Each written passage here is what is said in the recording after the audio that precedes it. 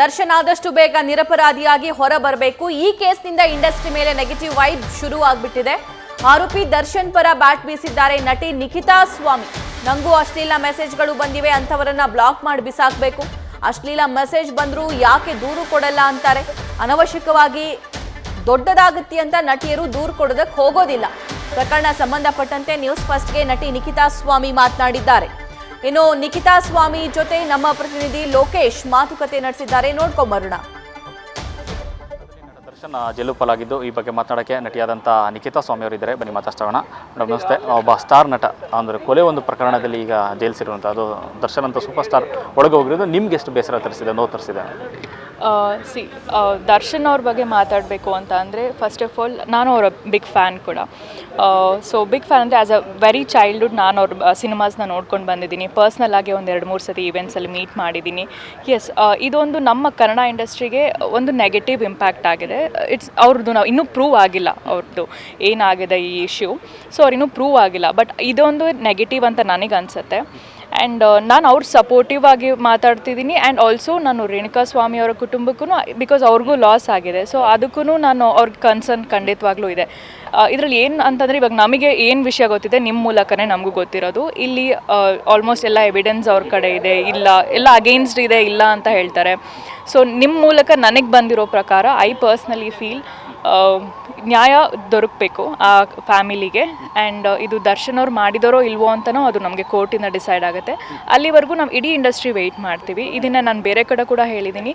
ನಮ್ಮ ಕನ್ನಡ ಇಂಡಸ್ಟ್ರಿ ಇವತ್ತಿಗೂ ಇವಾಗ ನೀವು ನೋಡಿದ್ರಿ ಬ್ಯಾನು ಅದೆಲ್ಲ ಮಾತಾಡಿದ್ರು. ಸೊ ಎವ್ರಿಬಡಿ ಯಾರೇ ನಮ್ಮಲ್ಲಿ ದೊಡ್ಡವ್ರು ಹೇಳಿರೋದು ಒಂದೇ ಮಾತು, ಕಾದು ನೋಡೋಣ, ತೀರ್ಪು ಬರಲಿ, ತೀರ್ಪಿನ ನಂತರ ಏನಾಗುತ್ತೆ ಈ ವಿಷಯ ಅನ್ನೋದನ್ನು. ಸೊ ನಾನು ಅದಕ್ಕೆ ವೆಯ್ಟ್ ಮಾಡ್ತಾ ಇದ್ದೀನಿ. ಆ್ಯಂಡ್ ಜಸ್ಟಿಸ್ ಎಲ್ಲರಿಗೂ ಸಿಗಲಿ ಅಂತ ಕೇಳ್ತೀನಿ.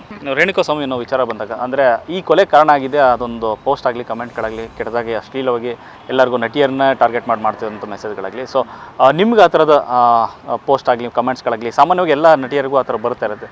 ಆ ಥರ ಸಂದರ್ಭ ನೀವು ಎದುರಿಸಿದ್ದೀರಾ? ಸೊ ಖಂಡಿತವಾಗ್ಲೂ ನನಗೂ ಬಂದಿದೆ ಮೆಸೇಜಸ್ಸು ಹಲವಾರು. ಇದು ಇನ್ಸಿಡೆಂಟ್ ಆದಮೇಲೆ ಇದು ಜಾಸ್ತಿ ಜಾಗ್ರತೆಗೊಳ್ತಾ ಇದೆ ಅಂತ ನನಗನ್ಸುತ್ತೆ. ಬಟ್ ಯೂಶಲಿ ನೀವು ಬರೀ ಸೆಲೆಬ್ರಿಟೀಸ್ಗಲ್ಲ, ನೀವು ನೋಡಿ ಒಂದು ಕಾಲೇಜ್ ಹುಡುಗಿ ಆಗಲಿ, ಒಂದು ಯಾವುದೇ ಒಂದು ನಾರ್ಮಲ್ ಹುಡುಗಿರಿಗೆ ಈ ಥರ ಟೆಕ್ಸ್ಟ್ಗಳು ಬರ್ತಾ ಇದೆ. ಆ್ಯಂಡ್ ಇದು ಇಷ್ಟು ದಿವಸ ಯಾಕೆ ಮಾತಾಡಿಲ್ಲ? ಇವಾಗ ದರ್ಶನ್ ಸರ್ ಆದಮೇಲೆ ಯಾಕೆ ಮಾತಾಡ್ತಾ ಇದ್ದೀರಾ? ಇದು ನನಗೆ ಪ್ರಶ್ನೆ ಇದೆ. ಹೌದು, ಆ್ಯಸ್ ಅ ಗರ್ಲ್ ನನಗೆ ಬಂದಿದೆ.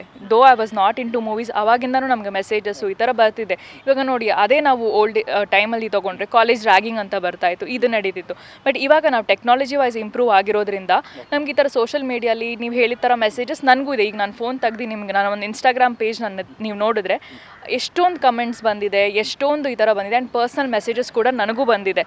ಬಟ್ ನಾನು ಪರ್ಸ್ನಲಿ ಇಗ್ನೋರ್ ಮಾಡಿದ್ದೀನಿ. ನಾನು ಅದಕ್ಕೇನೂ ರಿಯಾಕ್ಟ್ ಮಾಡಿಲ್ಲ. ಬಿಕಾಸ್ ನೀವು ರಿಯಾಕ್ಟ್ ಮಾಡಿದ್ರೆ ಆ ಕಡೆಯಿಂದ ನಮಗೆ ರಿಯಾಕ್ಷನ್ ಸಿಗೋದು ಇನ್ನೂ ಹೆಚ್ಚಾಗಿ. ಸೊ ಐ ಬಿಲೀವ್ ಆ ಆ್ಯಕ್ಷನ್ಗೆ ನಾನು ಏನೂ ರಿಯಾಕ್ಷನ್ ಕೊಟ್ಟಿಲ್ಲ. ಸೊ ಅದು ಯೂಶಲಿ ಗ್ರ್ಯಾಜುವಲಿ ಸ್ಟಾಪ್ ಆಗುತ್ತೆ ಅನ್ನೋದು. ಬಿಕಾಸ್ ನಿಮ್ಗೆ ಗೊತ್ತು ಒಂದು ಆಪ್ಷನ್ ಇದೆ, ಬ್ಲಾಕ್ ಅಂತ ಮಾಡಿಬಿಟ್ಟು ಬಿಸಾಕ್ಬೋದು ಅಷ್ಟೇ. ಓಕೆ, ಈ ಕಂಪ್ಲೇಂಟ್ ಆಗಲಿ ಮತ್ತೊಂದಾಗಲಿ, ಯಾಕಂದರೆ ಈ ಥರದೊಂದು ಪಾಠ ಆಗಬೇಕು. ಅಶ್ಲೀಲವಾಗಿ ಯಾರು ಮೆಸೇಜ್ ಕಳಿಸ್ತಾರೆ ಅವ್ರಿಗೊಂದು ಪಾಠ ಆದರೆ ಮುಂದಕ್ಕೆ ಯಾರು ಕಳಿಸ್ಬಾರ್ದು ಅಥವಾ ಮತ್ತೊಂದು ಕೆಟ್ಟದಾಗಿ ಮಾತಾಡಬಾರ್ದು ಅನ್ನೋದು ಇರುತ್ತೆ. ಯಾಕೆ ಹೆಣ್ಮಕ್ಳು ಅಥವಾ ನಟಿಯರು ಹಿಂದೇಟ್ ಆಗ್ತಾರೆ ಕಂಪ್ಲೇಂಟ್ ಕೊಡೋದ್ರಲ್ಲಿ ಅಂತ? ಸರ್, ಹಿಂದೇಟ್ ಅಂತ ಅಲ್ಲ. ಇವಾಗ ನೀವು ಒಬ್ಬನ ಮೇಲೆ ಕಂಪ್ಲೇಂಟ್ ಕೊಡ್ತೀರಾ, ನಾಳೆ ಅದೇ ಅಕೌಂಟ್ ಇನ್ನೊಂದು ಫೇಕ್ ಅಕೌಂಟ್ ಮಾಡ್ತಾರೆ. ಎಷ್ಟು ದಿವಸ ಅಂತ ನೀವು ನಿಮ್ಮ ಕೆಲಸ ಕಾರ್ಯ ಬಿಟ್ಟು ಹೋಗಿ ಸ್ಟೇಷನಲ್ಲಿ ಕಂಪ್ಲೇಂಟ್ ಕೊಡ್ತೀರಾ? ನಿಮ್ಗೆ ತುಂಬ ಆಪ್ಷನ್ ಇದೆ. ಒಂದು ಸೆಕೆಂಡ್ಗೆ ನೀವು ಬ್ಲಾಕ್ ಮಾಡಿ ಬಿಸಾಕ್ಬೋದು. ಆ್ಯಂಡ್ ಇವಾಗ ಇನ್ಸ್ಟಾಗ್ರಾಮ್ಸಲ್ಲಾಗಲಿ ನಿಮ್ಗೆ ಎಲ್ಲೇ ಆಗಲಿ ಅದೇ ಒಂದು ನಂಬರ್ನ ನೀವು ಬ್ಲಾಕ್ ಮಾಡಿದ್ರೆ ಅವ್ರು ಇನ್ನೊಂದು ಅಕೌಂಟ್ ಅದೇ ನಂಬರಲ್ಲಿ ಕ್ರಿಯೇಟ್ ಮಾಡಿದ್ರು ಅದು ನಮಗೆ ಬರೋದಿಲ್ಲ. ಈ ಥರ ಆಪ್ಷನ್ಸ್ ಎಲ್ಲ ಸುಮಾರಿದೆ ಈ 1 ಸೆಕೆಂಡ್ ಕೆಲಸಕ್ಕೆ. And you can also report. ಇವಾಗ ಎಲ್ಲ ಅಪ್ಲಿಕೇಶನ್ಸಲ್ಲೂ ನೀವು ರಿಪೋರ್ಟ್ ಅನ್ನೋ ಆಪ್ಷನ್ ಇದೆ. ಇದನ್ನು ಮಾಡಿ ಮುಗಿಸಿದ್ರೆ ಮುಗ್ದೋಯ್ತು. ಹೌದು, ನೀವು ಹೇಳೋ ಪಾಯಿಂಟು ಕರೆಕ್ಟ್. ಹೌದು, ಹೆಣ್ಮಗಳು ಆಗಿ ನಾನು ಹೋಗಿ ಮಾಡಿದ್ರೆ ಇನ್ನೊಂದು ಹೆಣ್ಮಗಳಿಗೆ ಈ ತಪ್ಪು ಆಗಲ್ಲ ಅನ್ನೋ ಕಾನ್ಸೆಪ್ಟ್ ಇದೆ ಅಲ್ಲ. ಬಟ್ ನಾನು ಎಷ್ಟು ದಿವಸ ಅಂತ ಎಷ್ಟು ಜನಗಳಿಗೆ ನಾನು ಹೋಗಿ ಕಂಪ್ಲೇಂಟ್ ಕೊಡೋಕ್ಕಾಗತ್ತೆ? ನಮಗೂ ಪರ್ಸ್ನಲ್ ವರ್ಕ್ ಅನ್ನೋದಿರುತ್ತೆ ಅಲ್ವಾ. ಸೊ ಆ ಟೈಮಲ್ಲಿ ಪ್ರತಿಯೊಂದು ಈ ಥರ ಮೆಸೇಜ್ ಬಂತು ಎಲ್ಲದಕ್ಕೂ you can just report it.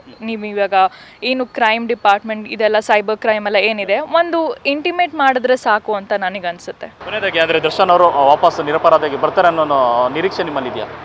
ಖಂಡಿತವಾಗ್ಲೂ ಇದೆ ಸರ್. ಪಾಸಿಟಿವ್ ಆಗಿ ಯೋಚನೆ ಮಾಡ್ತಿದ್ದೀನಿ ನಾನು ಕನ್ನಡ ಇಂಡಸ್ಟ್ರಿಯವಳು ಆದವಳಿಂದ. ಸೊ ಅದಕ್ಕೋಸ್ಕರ ಅವ್ರು ಬಂದರೆ ನಮಗೆಲ್ಲ ಒಂದು ಇಡೀ ಇಂಡಸ್ಟ್ರಿಗೆ ಒಂದು ಬೆಳಕು ಬರುತ್ತೆ. ಯಾಕಂದರೆ ಎಲ್ಲರೂ ಇವಾಗ ಬೇರೆ ಇಂಡಸ್ಟ್ರಿಯವರು ನಮ್ಮನ್ನು ಸ್ವಲ್ಪ ಏನೋ ನೆಗೆಟಿವ್ ಆಗಿ ನೋಡ್ತಾ ಇದ್ದಾರೆ ಅಂತ ನನಗೆ ಅನಿಸುತ್ತೆ, only because of this issue.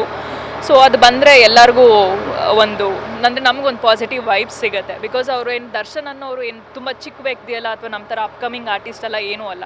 ಅವ್ರು ಆಲ್ರೆಡಿ ಒಂದು ಲೆಜೆಂಡ್, ಏನು ಬ್ರ್ಯಾಂಡ್ನ ಸೆಟ್ ಮಾಡಿ ಬಿಟ್ಬಿಟ್ಟಿದ್ದಾರೆ ನಮ್ಮ ಇಂಡಸ್ಟ್ರಿಯಲ್ಲಿ. ಸೊ ಆ ಬ್ರ್ಯಾಂಡ್ ಉಳ್ಕೊಡುತ್ತೆ ಅನ್ನೋದೊಂದು ಆಸೆ ಅಷ್ಟೇ. ಥ್ಯಾಂಕ್ ಯು ಆಲ್ ದ ಎಸ್. ಇದಿಷ್ಟು ನಿಖಿತಾ ಸ್ವಾಮಿ ಅವರ ಮತ್ತು ಕ್ಯಾಮರಾ ಪರ್ಸನ್ ರೋಷನ್ ಜೊತೆ Lokesh first Bengaluru. News first ನಿರ್ಭೀತಿಯಿಂದ ನಿಮ್ಮ ಪರವಾಗಿ.